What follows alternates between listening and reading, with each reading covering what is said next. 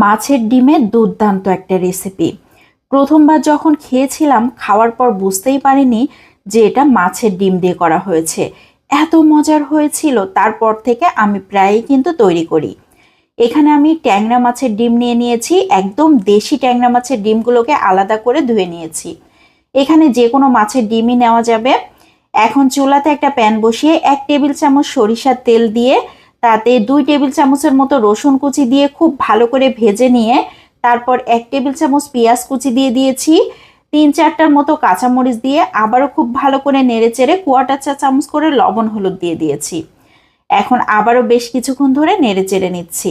রসুনগুলোকে একটু ভেজে নিয়ে তারপর কিন্তু পেঁয়াজ দিতে হবে। এখন দিয়ে দিয়েছি সেই ডিমগুলোকে। ডিমগুলো দেবার পর অনবরত নাড়াচাড়া করে নিচ্ছি। এখানে কিন্তু কোনো ধরনের পানি দিব না, এভাবেই খুব ভালো করে রান্না করে নিতে হবে। এখন ঢাকনা দিয়ে ঢেকে 3-4 মিনিট রান্না করে নিয়েছি। ডিমগুলো অনেক সুন্দর হয়ে গিয়েছে।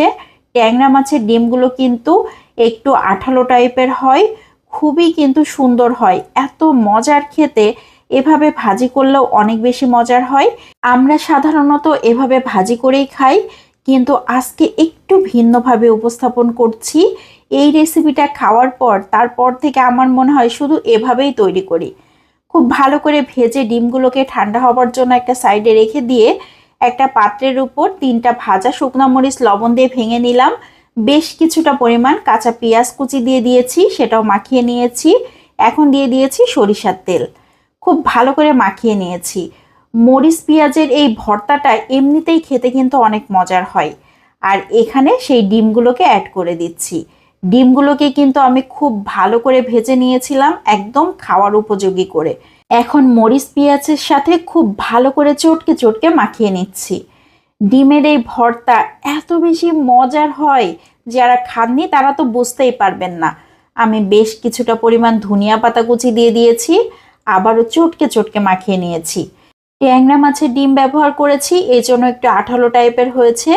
অন্য মাছের ডিম ব্যবহার করলে কিন্তু এত আঠালো হবে না, তখন একটু ঝুরঝুরে হবে। তো আমি ডিমগুলোকে ভর্তার শেপ দিয়ে নিচ্ছি। দেখেন কত সুন্দর দেখতে হয়েছে।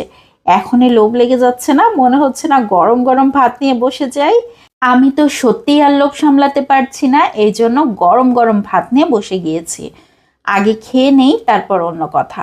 ভাতের সাথে মেখে যখন মুখে দেওয়া হচ্ছে, কি যে একটা মজা! উফ, না খেলে সত্যিই বুঝতে পারবেন না। যারা খাননি তারা ঝটপট ট্রাই করতে পারেন, আসলেই অনেক বেশি মজার হয়। যদি ভালো লাগে তাহলে বেশি বেশি করে শেয়ার করে দিতে পারেন, অনেকেই দেখার সুযোগ পাবে। আজকের মতো এখান থেকেই বিদায় নিয়ে নিচ্ছি। সবাই ভালো থাকবেন, সুস্থ থাকবেন। আসসালামু আলাইকুম।